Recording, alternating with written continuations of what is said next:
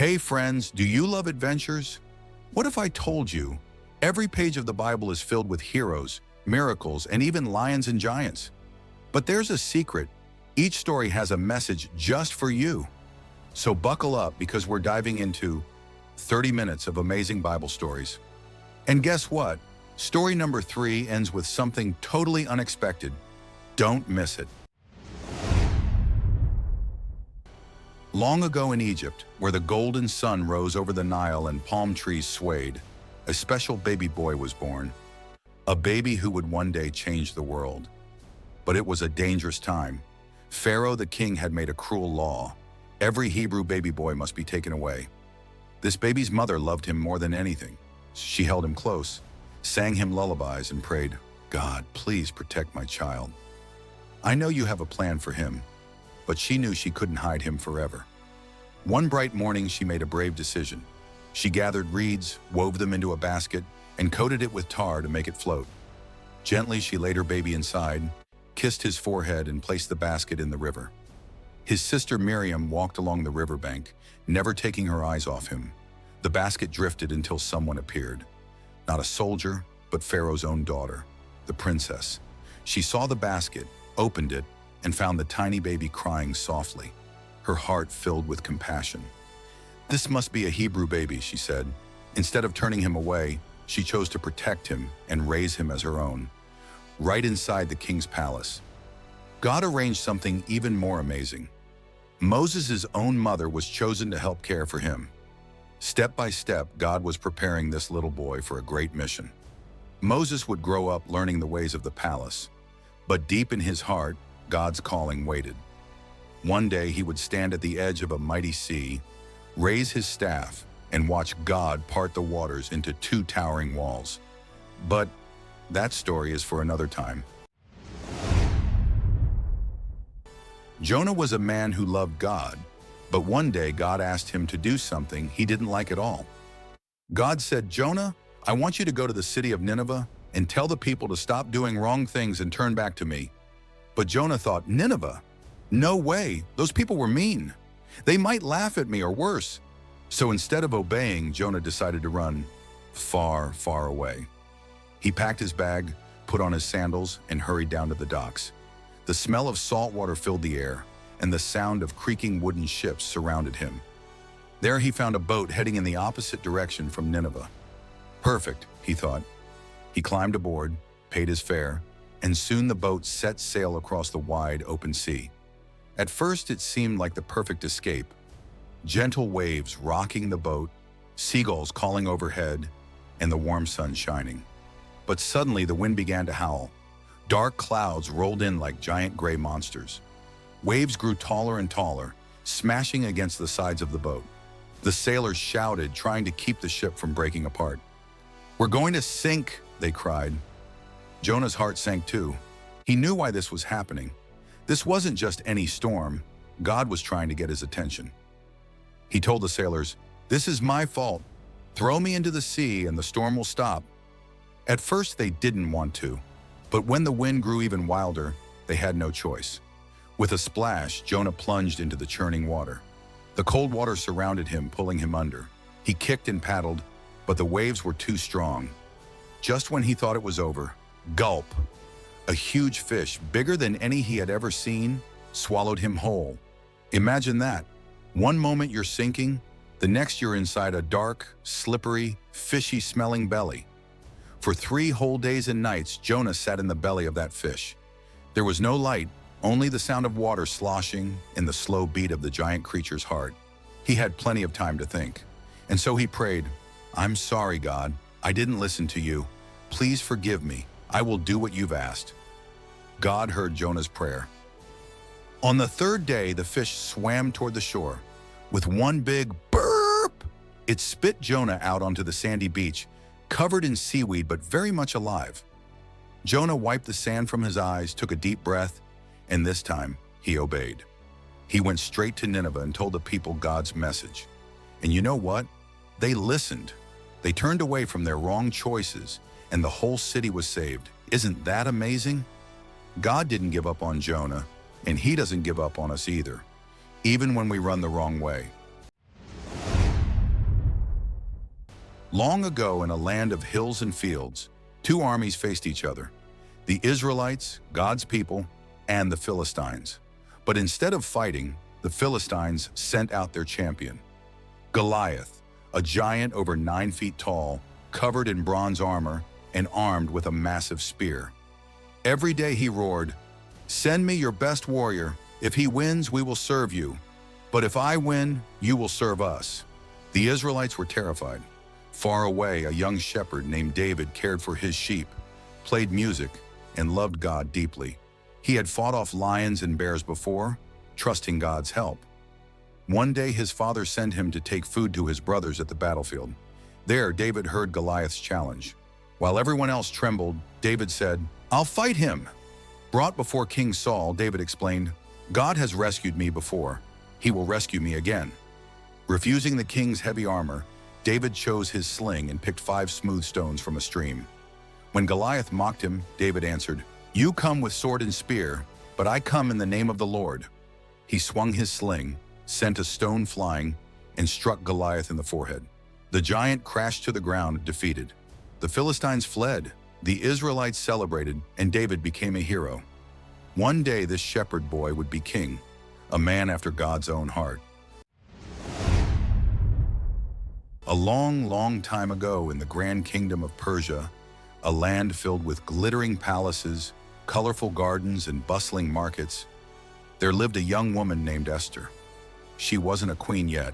In fact, she was just an ordinary Jewish girl being raised by her kind cousin Mordecai after her parents had died. But what Esther didn't know was that God had placed her exactly where she was, for a very important reason. One day, a royal announcement spread across the land. The king, whose name was Xerxes, was looking for a new queen. He sent messengers far and wide to bring the most beautiful young women from every corner of his empire to the palace. Among them was Esther. Can you imagine? One day she's walking through the busy streets with baskets of bread and figs, and the next she's riding in a royal carriage toward a palace with golden gates. Inside, the palace was like nothing she had ever seen. Walls covered in shining jewels, floors made of polished marble, and rooms filled with sweet-smelling incense. Esther was given fine clothes, delicious food, and months of beauty preparations before she could even meet the king. But beauty wasn't what made her truly special. Esther had something far more important: a kind and gentle heart and a deep trust in God. When the day came for Esther to meet King Xerxes, she stepped into the throne room, her royal robes flowing behind her. The king's eyes lit up when he saw her. She didn't ask for fancy jewelry or anything extra, just the simple gifts offered to her. The king was so impressed by her grace and humility that he placed the crown on her head and made her his queen. But life in the palace wasn't all feasts and music. One day, Esther's cousin Mordecai came to her with troubling news. A man named Haman, one of the king's highest officials, had grown angry with Mordecai, and his anger turned into hatred toward all of Esther's people, the Jews. Haman made a wicked plan to destroy them all. He even tricked the king into signing a law to make it happen. When Esther heard this, her heart pounded. She knew she had to do something. But going to the king without being invited was against the law. Anyone who dared to enter the throne room uninvited could be punished, even the queen. The only chance of survival was if the king held out his golden scepter. Mordecai sent her a message. "Do not think that you will escape because you are in the palace. Who knows if you were put here for such a time as this?" Esther thought and prayed. She asked her people to fast and pray for 3 days. She needed courage, the kind only God could give. On the 3rd day, Esther put on her royal robes. She took a deep breath, her heart beating fast, and walked toward the throne room. The guard stepped aside. The great golden doors opened. Everyone watched in silence as she stepped into the room where the king sat on his majestic throne. Would he be angry? Would he turn her away? The king looked at Esther and smiled. Slowly, he raised his golden scepter toward her. She was safe. Esther didn't rush to accuse Haman right away. She invited the king and Haman to a special banquet. Not once, but twice. At the 2nd banquet, Esther finally spoke. Her voice was steady, but her eyes glistened. "My king," she said, "if I have found favor with you, spare my life and the lives of my people. We have been sold to be destroyed." The king was shocked. Who would dare do such a thing? Esther turned and pointed to Haman. This enemy! The king's face darkened with anger. That very day, Haman's evil plan was destroyed, and Esther's people were saved. Esther had risked her life to stand up for what was right. She didn't have an army or weapons. She had faith, courage, and the knowledge that God had placed her in the right place at the right time. And just like Esther, there will be moments in our lives when we need to be brave, to speak up, to help someone in trouble, or to do the right thing even when it's hard. Remember, courage isn't about not feeling afraid. It's about trusting God to help you, just like He helped Esther. Many years after the time of Esther, in the great empire of Babylon, lived a man named Daniel. Daniel wasn't a soldier or a king. He was a servant of God who worked as an advisor to the king. In fact, he was so wise, honest, and trustworthy that the king respected him more than any of the other officials. But that made some of those other officials jealous, very jealous. They didn't like Daniel's honesty, his kindness, or the way the king trusted him so much. They whispered among themselves, plotting, "If we want to get rid of Daniel, we have to find something wrong with him." But no matter how hard they looked, they found nothing. No cheating, no lying, no wrongdoing at all. Then they noticed something. Daniel prayed to God every single day, 3 times a day, without fail. He would open the windows of his home toward Jerusalem, kneel down and talk to God, thanking Him and asking for guidance. That gave them an idea. The jealous men hurried to the king with a plan. "O King Darius," they said, bowing low, "you are so great and powerful. You should make a new law, that for the next 30 days no one may pray to any god or man except you, O king, and anyone who disobeys will be thrown into the den of lions." The king, flattered by their praise, agreed and signed the law. And once a king signed a law in Babylon, it could not be changed. Daniel heard about the new law, but he didn't stop praying. He knew it was more important to obey God than to please men. So just like always, he went to his room, opened the windows, and prayed. His enemies were waiting. They burst in, caught him kneeling, and rushed to tell the king. When King Darius heard their report, his heart sank. He liked Daniel and didn't want him to be harmed. All day he tried to think of a way to save him, but the law could not be changed. Finally, as the sun began to set, the king gave the order, and Daniel was brought to the den where the lions were kept. Now these weren't sleepy little zoo lions. These were huge, powerful, hungry lions with golden eyes and sharp teeth. Their roars echoed through the stone chamber, making the ground tremble. The guards rolled away the heavy stone that covered the den's opening. The king looked at Daniel with sadness. "May your God, whom you serve so faithfully, rescue you," he said. And with that, Daniel was lowered down into the darkness, and the stone was rolled back into place. That night, the palace was silent. The king couldn't eat, couldn't sleep, and didn't want to be entertained. He paced the floor, worrying about his friend. Meanwhile, deep in the den, Daniel sat surrounded by lions. But something amazing happened. Instead of pouncing, the lions lay down quietly. An angel of God had come and shut their mouths. Daniel was safe. As the first light of morning touched the sky, King Darius ran to the den and called out anxiously, "Daniel, has your God been able to save you from the lions?" From inside came a strong, clear voice. "O king, live forever. My God sent His angel, and he shut the lions' mouths. They have not hurt me." The stone was rolled away, and Daniel stepped out without a single scratch. The king was overjoyed. He ordered that Daniel's accusers be thrown into the den instead. And before they even touched the floor, the lions overpowered them. Then King Darius sent out a royal decree to all his people. The God of Daniel is the living God, and He endures forever. His kingdom will never be destroyed, and He rescues and saves His people. Daniel's courage teaches us something powerful. Even when the world around us tries to make us turn away from God, we can stand firm, knowing that He is with us, protecting us, and shutting the mouths of any lions we face in life. Long ago in Canaan, a young man named Joseph lived with his father Jacob and 11 brothers. Jacob loved Joseph most and gave him a beautiful coat of many colors. His brothers grew jealous, especially when Joseph shared dreams that seemed to show he would one day rule over them. One day they tore off his coat, threw him into a pit, and sold him to traders heading to Egypt. To cover it up, they told their father Joseph was dead. In Egypt, Joseph was sold to Potiphar, an official of Pharaoh. He worked hard, but when Potiphar's wife lied about him, Joseph was thrown in prison.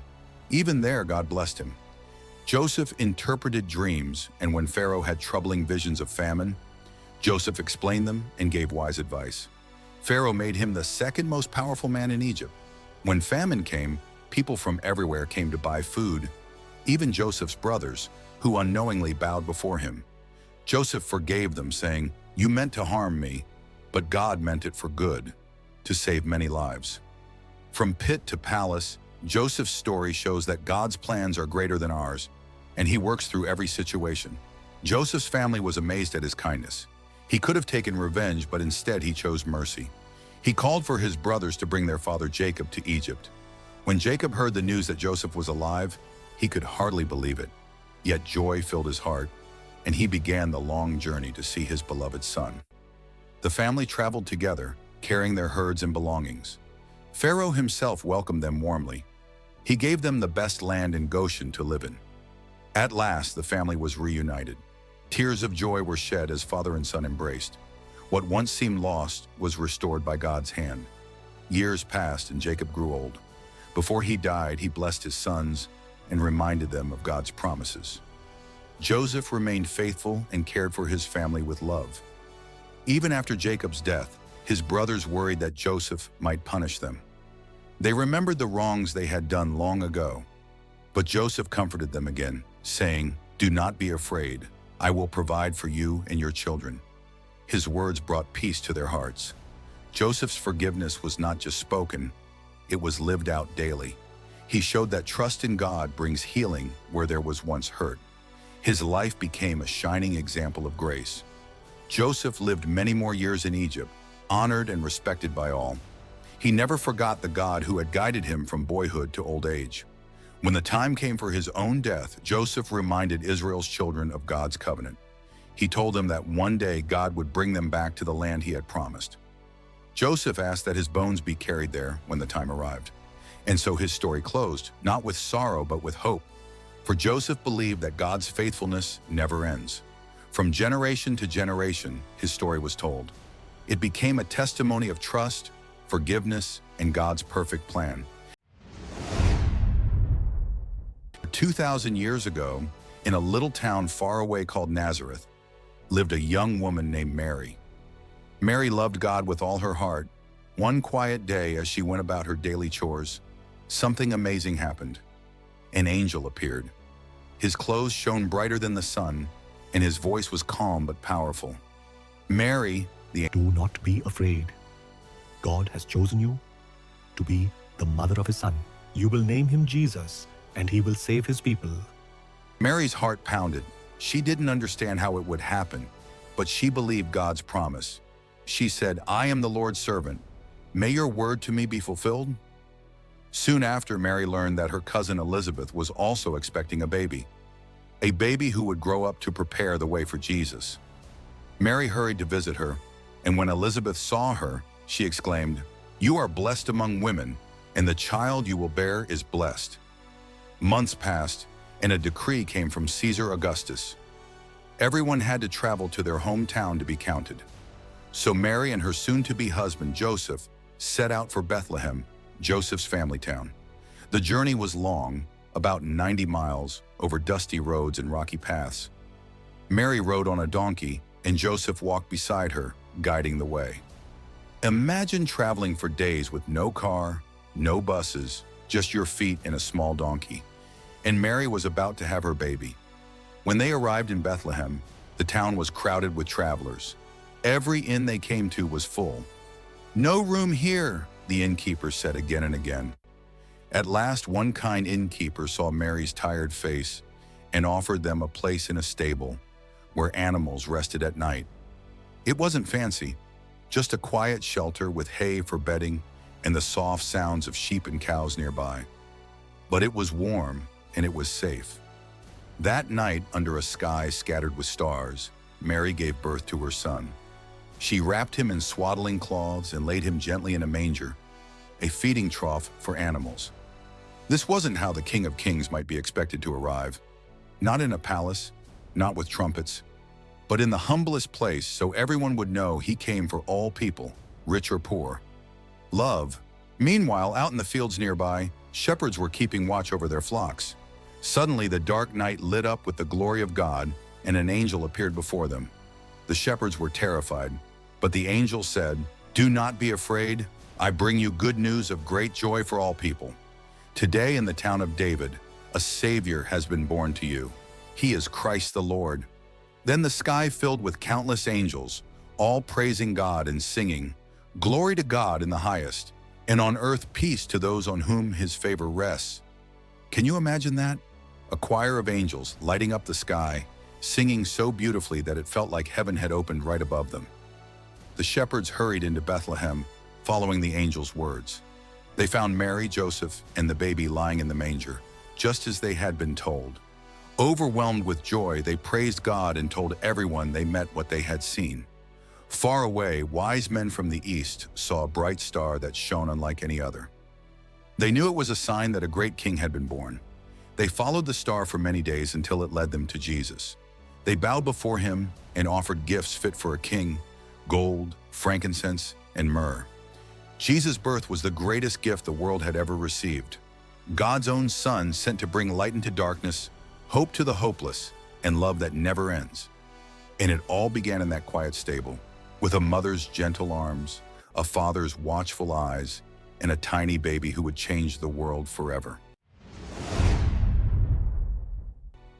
One evening, after a full day of teaching and healing, Jesus turned to his disciples and said, "Let's go to the other side of the lake." The golden sunset reflected on the calm water as they pushed their small wooden boat out. Jesus, tired from his work, lay down at the back on a cushion and soon fell fast asleep. At first, the journey was peaceful, the gentle splash of the oars, quiet conversations, and the cool evening breeze. But then, dark clouds rolled in. The wind began to howl, waves grew larger, and rain poured down. The calm lake turned wild, tossing the boat back and forth. Water splashed in faster than they could bail it out. Even the experienced fishermen among them began to panic. In their fear, they rushed to Jesus, shaking him awake. "Teacher, don't you care if we drown?" they cried. Jesus stood up, faced the raging storm, and said, "Quiet, be still." Instantly, the wind stopped, the waves settled, and the lake became calm as glass. The disciples stared in amazement. Moments ago, they thought they would die, and now there was perfect peace. Jesus said to them, "Why are you so afraid? Do you still have no faith?" They whispered to one another, "Who is this? Even the wind and the waves obey him." That night they understood something they would never forget. When Jesus is in your boat, no storm is too fierce, no wave too high, and no night too dark. The one who made the sea can calm it and bring peace to our hearts with just a word. One day Jesus was teaching a crowd when a man stood up and asked him a very important question. "Teacher, what must I do to have eternal life?" Jesus looked at him kindly and asked, What does God's law say? Love the Lord your God with all your heart, all your soul, all your strength, and all your mind, and love your neighbor as yourself. "You've answered correctly," Jesus said. "Do this, and you will live." But the man wanted to know more.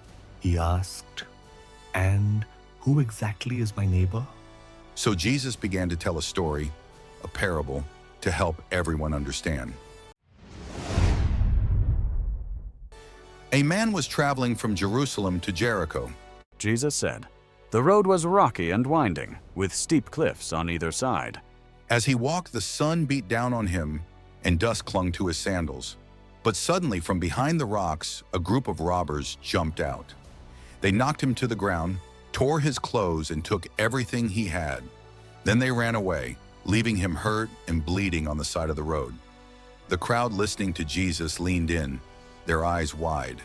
They could almost picture the poor man lying there, weak and barely able to move.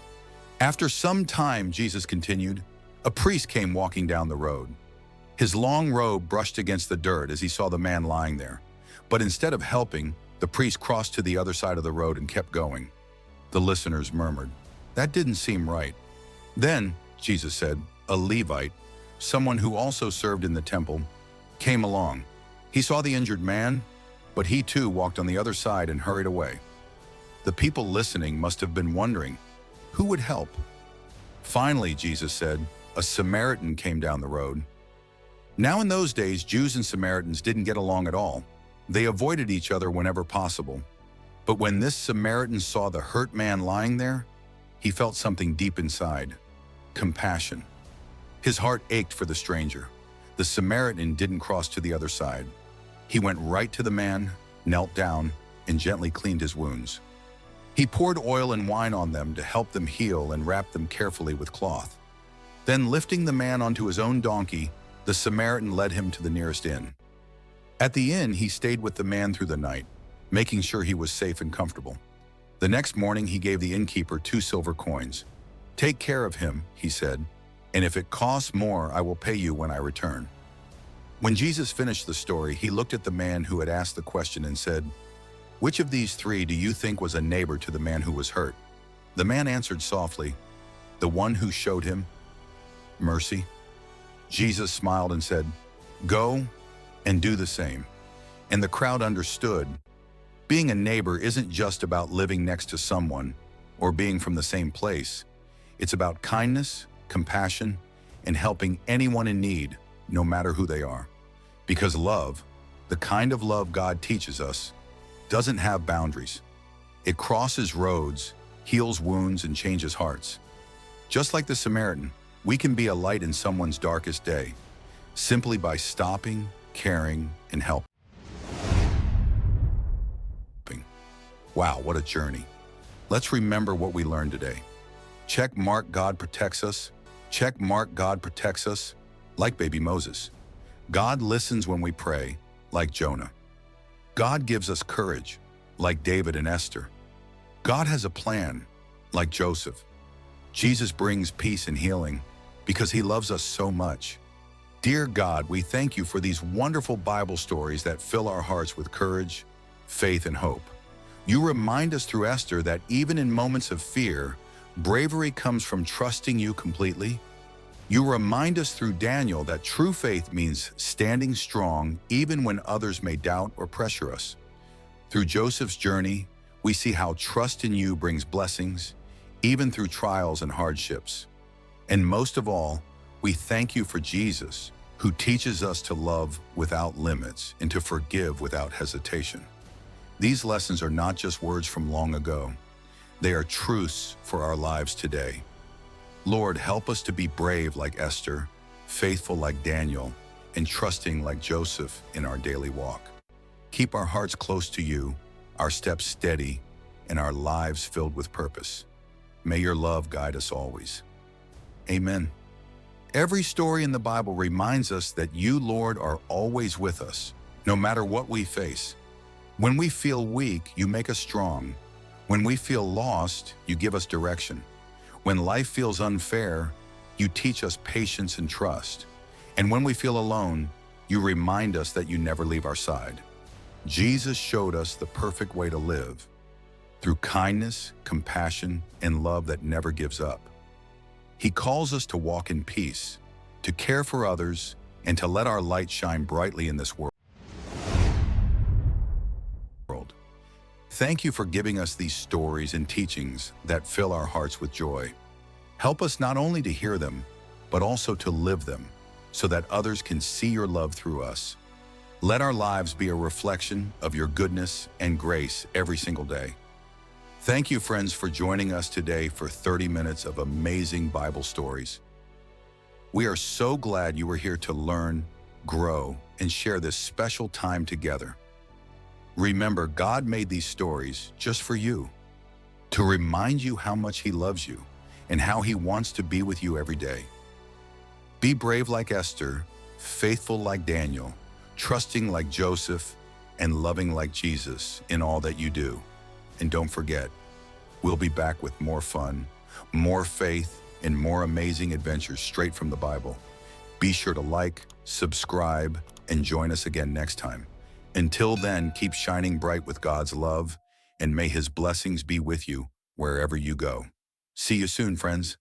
Hi, Ati.